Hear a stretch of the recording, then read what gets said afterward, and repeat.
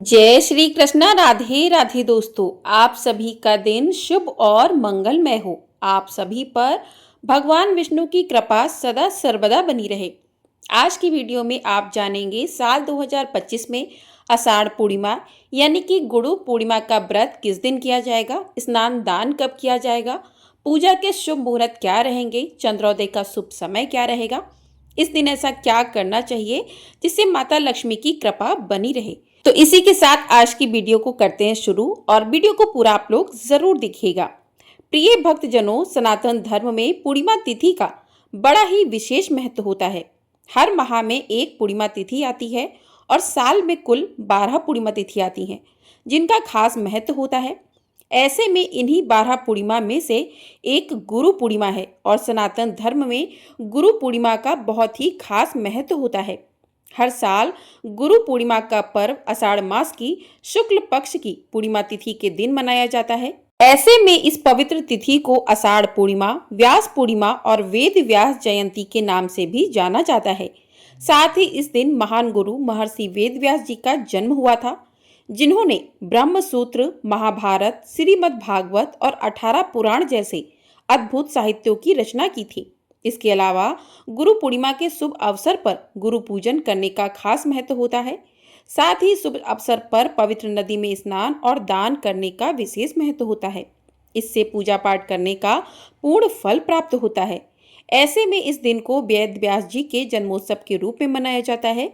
वहीं लोग गुरु पूजन करते हैं और साथ ही गुरु को उपहार में फल, वस्त्र और मिष्ठान देते हैं। इसके अलावा गुरु पूर्णिमा के शुभ पावन पवित्र पर्व पर गुरु के साथ साथ भगवान विष्णु और मां लक्ष्मी की विशेष रूप से पूजा की जाती है, क्योंकि गुरु पूर्णिमा गुरु को समर्पित होने के साथ साथ भगवान विष्णु और माता लक्ष्मी को भी समर्पित होता है, जिससे गुरु पूर्णिमा का महत्व और भी ज्यादा बढ़ जाता है।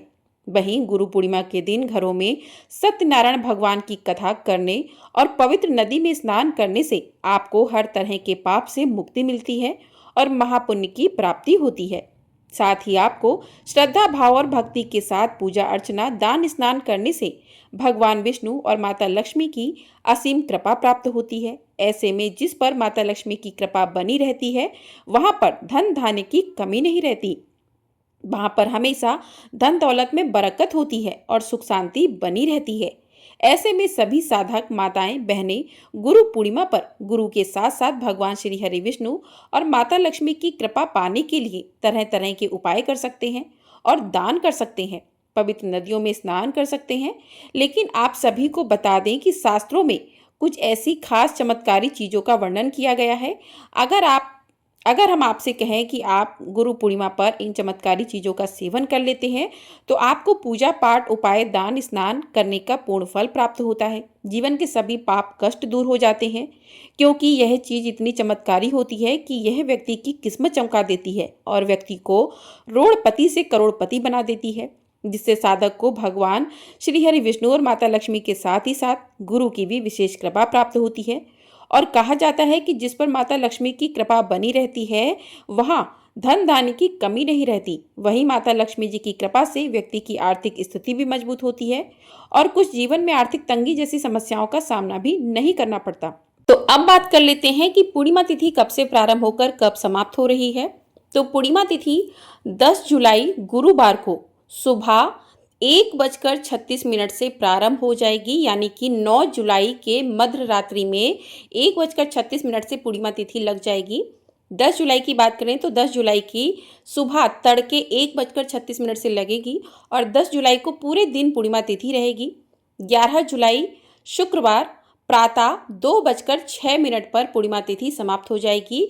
अगर बात करें तो 10 जुलाई की रात्रि में यानी कि मध्य रात्रि में और 11 जुलाई के तड़के 2:06 पर पूर्णिमा तिथि समाप्त हो जाएगी। तो पूरी तरीके से जो है पूर्णिमा तिथि 10 जुलाई को पूरे दिन रहेगी और रात्रि में 2:06 पर समाप्त हो जाएगी। तो ऐसे में उदया तिथि के अनुसार साल 2025 में आषाढ़ पूर्णिमा और गुरु पूर्णिमा 10 जुलाई दिन गुरुवार को ही मनाई जाएगी। इसी दिन पूर्णिमा का दान किया जाएगा, स्नान किया जाएगा और व्रत रखा जाएगा और जो भी लोग सत्यनारायण भगवान का पूजन करते हैं, इसी दिन सारे कार्य किए जाएंगे। अब जानते हैं शुभ मुहूर्त के बारे में। तो 10 जुलाई गुरुवार को सूर्योदय सुबह 5:31 पर होगा। सूर्यास्त शाम 7:22 पर होगा। ब्रह्म मुहूर्त सुबह 4:10 से लेकर 4:50 तक रहेगा। अभिजीत मुहूर्त 12:05 से 12:58 तक का रहेगा। उसके बाद गोधूली मुहूर्त शाम 7:21 से 7:41 तक रहेगा।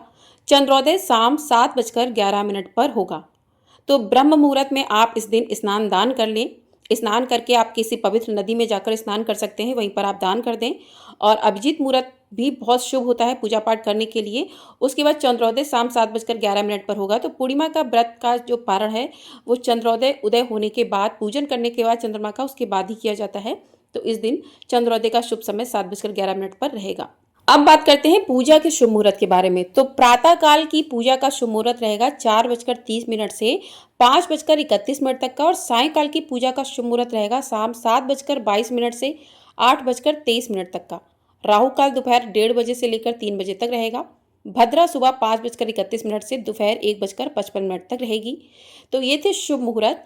तो जो भी भगवान विष्णु का पूजन करना चाहते हैं तो सायंकाल के समय जो है पूजन कर सकते हैं, सुबह के समय पूजन कर सकते हैं। सत्यनारायण भगवान की कथा जो लोग सुनते हैं तो वो भी कथा भगवान की सुन सकते हैं। आइए अब आपको बताते हैं कि गुरु पूर्णिमा का महत्व क्या है। पौराणिक मान्यताओं में बताया गया है कि लगभग 3000 ईस्वी पूर्व आषाढ़ शुक्ल पूर्णिमा को वेद व्यास जी का जन्म हुआ था।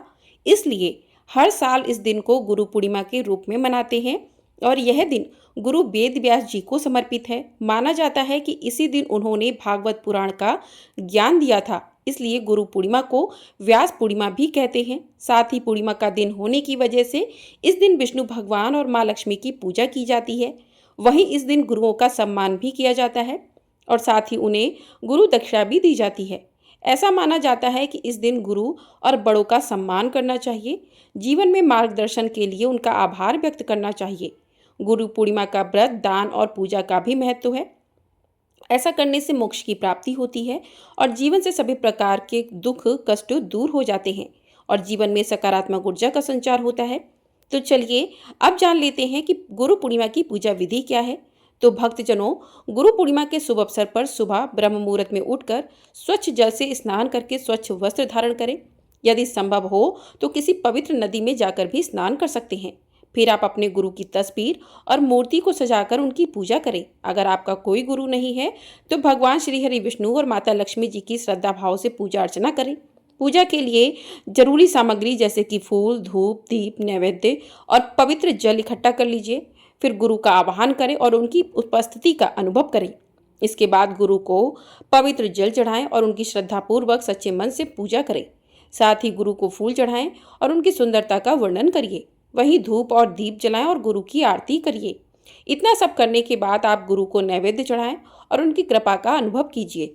आप इस दौरान गुरु मंत्रों का जाप करें और उनकी महिमा का वर्णन करें। ऐसा करने से आपको जीवन में शुभ परिणाम देखने को मिलेंगे और आपको गुरु के साथ साथ भगवान विष्णु, माता लक्ष्मी का भी विशेष आशीर्वाद प्राप्त होगा।